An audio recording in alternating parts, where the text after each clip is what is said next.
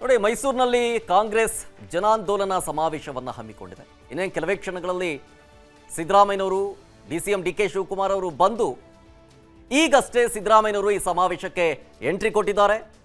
ಅವರಿಗೆ DCM DK Shivakumar ಅವರು ಕೂಡ ಸಾಥ್ ಕೊಟ್ಟಿದ್ದಾರೆ. ಈಗಷ್ಟೇ ಆಗಮಿಸಿದ್ದಾರೆ ಸಮಾವೇಶಕ್ಕೆ, ಸಮಾವೇಶದ ವೇದಿಕೆಗೆ ಅನ್ನೋದು ಗೊತ್ತಾಗ್ತಾ ಇದೆ.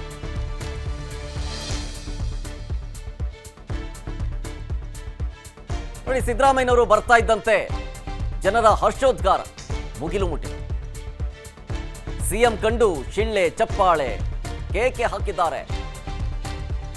ಮೊದಲೇ ಸ್ವಕ್ಷೇತ್ರ, ಹಾಗಾಗಿ ಅವರು ನೋಡೋಕ್ಕೆ ಸಾಕಷ್ಟು ಸಂಖ್ಯೆಯಲ್ಲಿ ಜನ ಆಗಮಿಸಿದ್ದಾರೆ. ನಿರೀಕ್ಷೆಗೂ ಮೀರಿದ ಜನ ಆಗಮಿಸಿದ್ದಾರೆ. ನೋಡಿ, ಸಿದ್ದರಾಮಯ್ಯನವರು ಬಂದ ತಕ್ಷಣ ಅಲ್ಲಿ ಜಮಾಯಿಸಿದ್ದ ಜನ ಕೂಗೋದಕ್ಕೆ ಶುರು ಮಾಡಿಕೊಂಡ್ರು. ಶಿಳ್ಳೆ ಚಪ್ಪಾಳೆಯನ್ನ ಹಾಕಿದ್ರು. ಈ ಸಂದರ್ಭದಲ್ಲಿ ಕೈ ಬೀಸಿದ್ದಾರೆ. ಡಿಸಿಎಂ ಡಿಕೆ ಶಿವಕುಮಾರ್ ಅವರು ಕೂಡ ಭಾಗಿಯಾಗಿದ್ದಾರೆ, ಸಾಥ್ ಕೊಟ್ಟಿದ್ದಾರೆ ಸಿಎಂ ಸಿದ್ದರಾಮಯ್ಯನವರಿಗೆ. ಸಿಎಂ, ಡಿಸಿಎಂ, ಸುರ್ಜೇವಾಲಾ, ಸಚಿವ ಮಹದೇವಪ್ಪ ಸೇರಿ ಹಲವು ನಾಯಕರು ಭಾಗಿಯಾಗಿದ್ದಾರೆ. ಸೊ ಈ ಅದ್ದೂರಿ ಸಮಾವೇಶಕ್ಕೆ ಲಕ್ಷಾಂತರ ಜನ ಬಂದಿದ್ದಾರೆ. ಅವರು ಕೂತ್ಕೊಳ್ಳೋಕೆ ಆಸನದ ವ್ಯವಸ್ಥೆಯೂ ಕೂಡ ಆಗಿದೆ. ಪೆಂಡಾಲ್ ಮಳೆ ಬಂದರೂ ಕೂಡ ಸೋರದೇ ರೀತಿಯಲ್ಲಿ ಫ್ಲೆಕ್ಸ್ ರೆಡಿ ಮಾಡಲಾಗಿದೆ. ಗಮನಿಸ್ತಾ ಇದ್ದೀವಿ. ಸಿದ್ದರಾಮಯ್ಯನವರು ಬಂದಂತಹ ಸಂದರ್ಭದಲ್ಲಿ ಅವರನ್ನ ಹೆಂಗೆ ವೆಲ್ಕಮ್ ಮಾಡಿಕೊಂಡ್ರು ಅಂತ ಹೇಳಿ ಕಾಂಗ್ರೆಸ್ನ ಹಲವು ಶಾಸಕರು, ಸಚಿವರುಗಳು, ರಣದೀಪ್ ಸುರ್ಜೇವಾಲಾ ಸೇರಿದಂತೆ ಹಲವು ನಾಯಕರು ಬಂದಿದ್ದಾರೆ. ಮಹಾತ್ಮ ಗಾಂಧಿ ಜೈಗೆ, ಚಾಚಾ ನೆಹರು ಜೈಗೆ, ಇಂದಿರಾ ಗಾಂಧಿ ಜೈಗೆ. ಅದು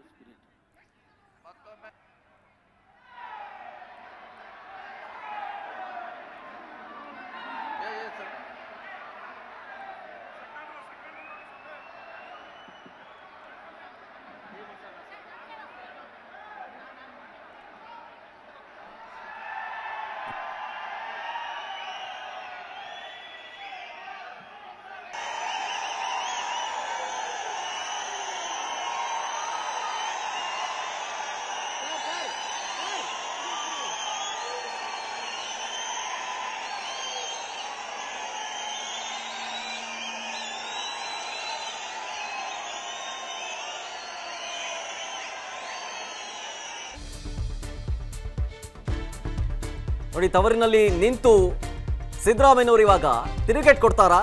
ಅವರು ಮಾತಿಗೋಸ್ಕರ ವೇಟ್ ಮಾಡಬೇಕು. ಸಿಎಂ ಸಿದ್ದರಾಮಯ್ಯ ತವರು ಜಿಲ್ಲೆಯಲ್ಲಿ ಬೃಹತ್ ಶಕ್ತಿ ಪ್ರದರ್ಶನವಾಗ್ತಾ ಇದೆ. ದೋಸ್ತಿ ಪಾದಯಾತ್ರೆಗೆ ಕಾಂಗ್ರೆಸ್ ಜನಾಂದೋಲನದ ಟಕ್ಕರ್ ಕೊಡ್ತಾ ಇದೆ. ಮೈಸೂರಿನ ಮಹಾರಾಜ ಕಾಲೇಜು ಮೈದಾನದಲ್ಲಿ ಈ ಕಾರ್ಯಕ್ರಮ ನಡೀತಾ ಇರೋದು. ಮೈತ್ರಿ ನಾಯಕರ ವಿರುದ್ಧ ಸಿಎಂ ಸಿದ್ದರಾಮಯ್ಯನವರು ಅಬ್ಬರಿಸಲಿಕ್ಕಿದ್ದಾರೆ. ಈ ಸಮಾವೇಶದಲ್ಲಿ ಈಗಷ್ಟೇ ಆಗಮಿಸಿದ್ದಾರೆ.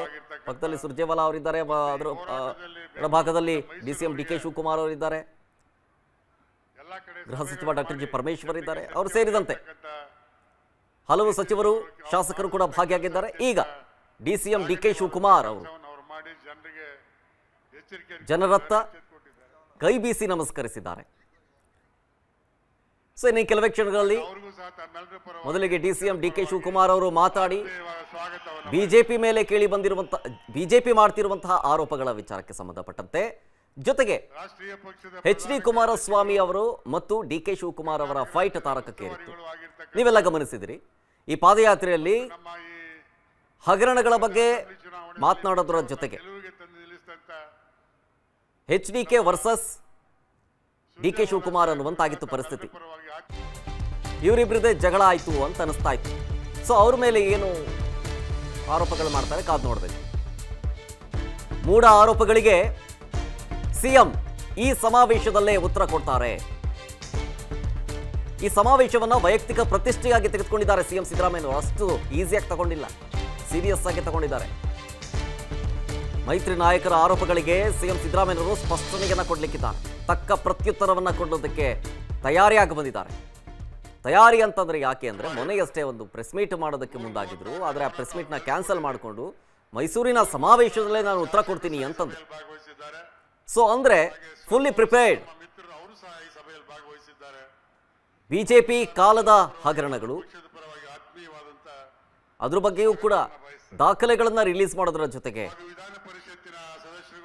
ಪುಸ್ತಕವನ್ನು ಕೂಡ ಬಿಡುಗಡೆ ಮಾಡೋದಕ್ಕೆ ಮುಂದಾಗ್ತಾ ಇದೆ. ಸಂಚು ಅನ್ನೋ ಹೆಸರಿನ ಪುಸ್ತಕವನ್ನ. ಅನುಕ್ಷಣದ ಸುದ್ದಿಗಳಿಗಾಗಿ ವಿಸ್ತಾರ ನ್ಯೂಸ್ ಯೂಟ್ಯೂಬ್ ಚಾನೆಲ್ ಸಬ್ಸ್ಕ್ರೈಬ್ ಮಾಡಿ. ಹೊಸ ಸುದ್ದಿಗಳ ನೋಟಿಫಿಕೇಶನ್ಗಾಗಿ ಬೆಲ್ ಐಕಾನ್ ಕ್ಲಿಕ್ ಮಾಡಿ. ಲೇಟೆಸ್ಟ್ ಅಪ್ಡೇಟ್ಸ್ಗಾಗಿ www.vistaranews.com ವೆಬ್ಸೈಟ್ಗೆ ವಿಸಿಟ್ ಮಾಡಿ. ಅಂಗೈಯಲ್ಲೇ ಜಗತ್ತಿನ ಸುದ್ದಿ ತಿಳಿಯಲು ವಿಸ್ತಾರ ನ್ಯೂಸ್ ಕನ್ನಡ ಆಪ್ ಡೌನ್ಲೋಡ್ ಮಾಡಿ.